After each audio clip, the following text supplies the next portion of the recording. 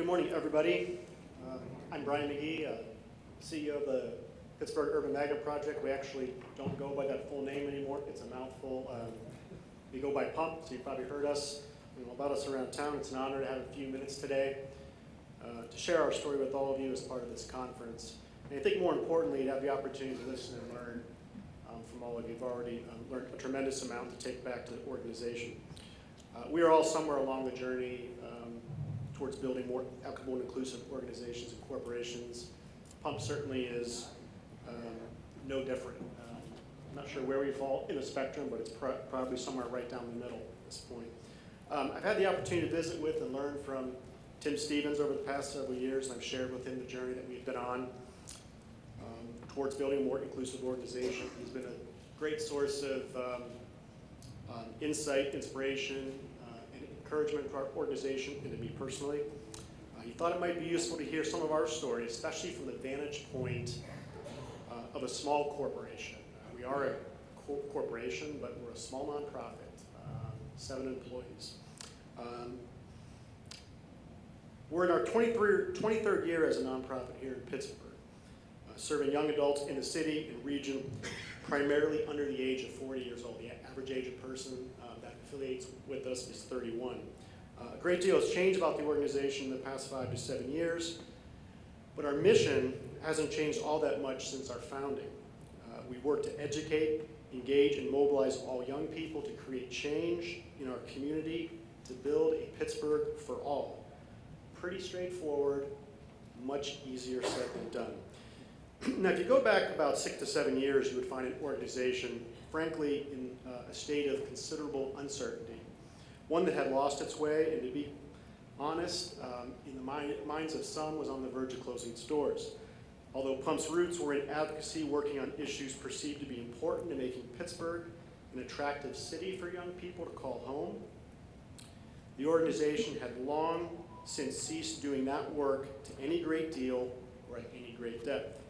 At this time, 6 to 7 years ago, we were known for a reasonably large adult sports league called the Pittsburgh Sports League, PSL, some of you may know, in our under 40 awards program in partnership with Pittsburgh Magazine. That's about it. We certainly were not known for, at the time, or counted on in any way to be a trusted and effective partner or collaborator in advancing needed change in our community to create a more equitable future. That's part of the story. Here's the other part. You would also find 6 to 7 years ago an organization that was led by an all-white board of directors, predominantly males, coming from very traditional white-collar industries, think bankers, attorneys, and other professional services. Our staff, 4 in number at the time, were also all white. In fact, the entire leadership of the organization with decision-making authority and responsibility reflected a very narrow representation of our community, one that is far too common when we look at decision-making tables across our region. To make matters even more complicated, the organization was terribly insular and lacked relationships and partnerships in the community, which only furthered to isolate the organization in terms of ideas, perspectives, possibilities.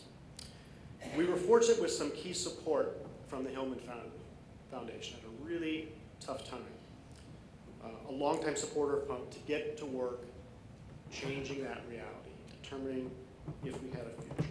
A small core set of leaders who were united on the board in their belief that PUMP could transform itself, return to its advocacy roots, and once again play a role in activating young people around change, knew that no matter what the organization did, tried, built, revamped, rethought, re-energized, none of that would come close to making one bit of difference if we did not change who was at the table and who was making the decisions. Any change had to start there. It had to start at the very, very top. This also meant that if we were truly committed to building an inclusive organization and a different set of outcomes, we had to place any key decision-making about advocacy issues, agenda matters, even how we would go about determining what those key advocacy issues were, had to be put on hold until we fundamentally changed our leadership and decision-making table. Primarily our board and our staff, but also our connections in the community and our relationships with young emerging leaders in Pittsburgh and the region. Now, three to 4 years beyond this point, we are encouraged by our direction, the fundamental changes that we've made, the organization that we are becoming. Our transformation to date has been at times messy, uncomfortable for some, very, very clearly, very challenging for all, and certainly not without conflict. We lost some people along the way, and that was okay. We stayed at it. But all of this has been offset by a set of strong core values now around diversity, inclusion, and equity, and the right leadership at the right time, demanding and leading change. Our board of directors, 24 strong now from diverse backgrounds, is comprised of 45% people of color. Our staff is now 30% people of color. Diversity, inclusion, and equity are stated values of the organization and the work that we seek to do. We have decision-making frameworks and structures in place, much of which we've learned from all of you, which we refer to often, that ensure we consider diversity, equity, and inclusion in all that we do, in all of our programming, with expected results. Importantly, we have invested countless hours in rebuilding those relationships. And yet for all our gains, we know we are unquestionably a work in progress, just like many of you in this room. I'm sure this rings true. So you might be wondering what kind of impact our internal leadership and decision-making rebuild has had on our programming and mission fulfillment. Turns out, not at all surprisingly, to be quite significant. I want to provide just a quick few examples to wrap up. First, our advocacy and public policy agenda is a 4-bucket, 16-point call to action around advancing equity in the region. Pump's only previous advocacy and policy agenda over a decade ago was much more focused on the development of citywide amenities and social space. Much, much different agenda these days that's coming from who was sitting at the table to make those decisions. Second example, our specific legislative advocacy work and strategies around advancing our public policy agenda have focused on equity. Two that come to mind are work with the Affirmative Furthering Fair Housing Task Force, and House Bill 163 last year, which removed driver's license suspensions for many non-motor vehicle related offenses, all around equity issues. Third example, our under 40 awards program has been completely revamped. We noticed that the judging panel itself needed to really be advanced in terms of who is sitting at that decision-making table. We got at that, as well. The fourth and final example is one that's a little bit different, a little bit fun, and rather timely. This weekend, Pump and Partners will host the 3rd Steel City World Cup, which will bring together 24 teams representing 22 different countries, including Nigeria, Kenya, Nepal, Turkey, Uzbekistan, the Congo, Colombia, Mexico, and more.